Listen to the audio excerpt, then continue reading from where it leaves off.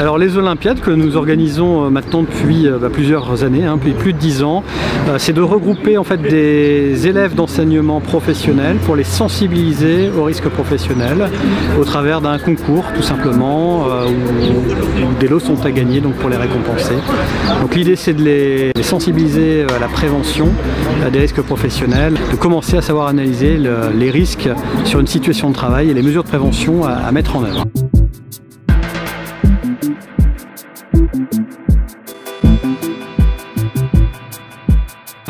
Alors les Olympiades sont déployées dans les 2 rectorats de la région. Donc on a des partenariats établis avec le rectorat d'Amiens et le rectorat de Lille. Et donc on développe ça dans les écoles d'enseignement professionnel de la région des Hauts-de-France. Alors pourquoi ce public en particulier? Eh bien le jeune embauché est particulièrement sensible face aux risques. Statistiquement, on a plus d'accidents pour les apprenants. Donc effectivement on cible les apprenants pour leur apprendre effectivement à savoir analyser leur poste de travail et à mettre en place des mesures de prévention. L'important pour nous, c'est de sensibiliser à la fois l'employeur qui va déployer des moyens au sein de son entreprise au-delà de l'engagement qu'il va y mettre. C'est en deuxième temps donner à l'animateur de prévention des outils et des méthodes, mais aussi d'agir au niveau de l'acteur de prévention, le salarié.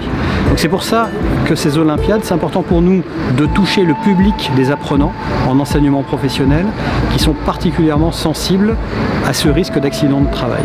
Alors, la nouveauté cette année, en 2018, c'est le concours vidéo.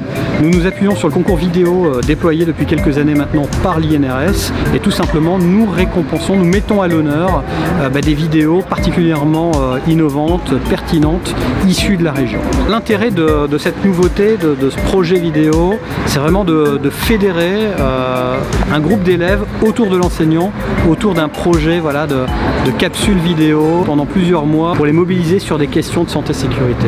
C'est très fédérateur au sein de l'établissement scolaire.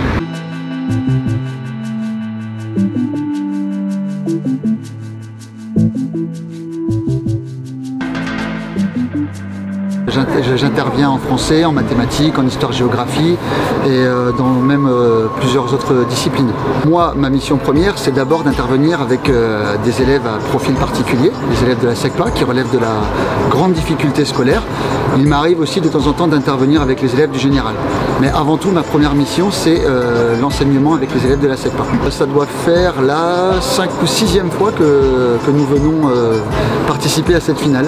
J'accompagne 2 élèves qui se sont qualifiés pour la finale des Olympiades pour la santé et la sécurité au travail. On retient les 2 meilleurs résultats de notre classe qui se qualifient pour la finale. Donc systématiquement, j'accompagne 2 finalistes ici. On a eu des élèves bien placés. Je crois qu'on a eu un élève qui a fini 5 ou 6e il y a 2 ans de cela.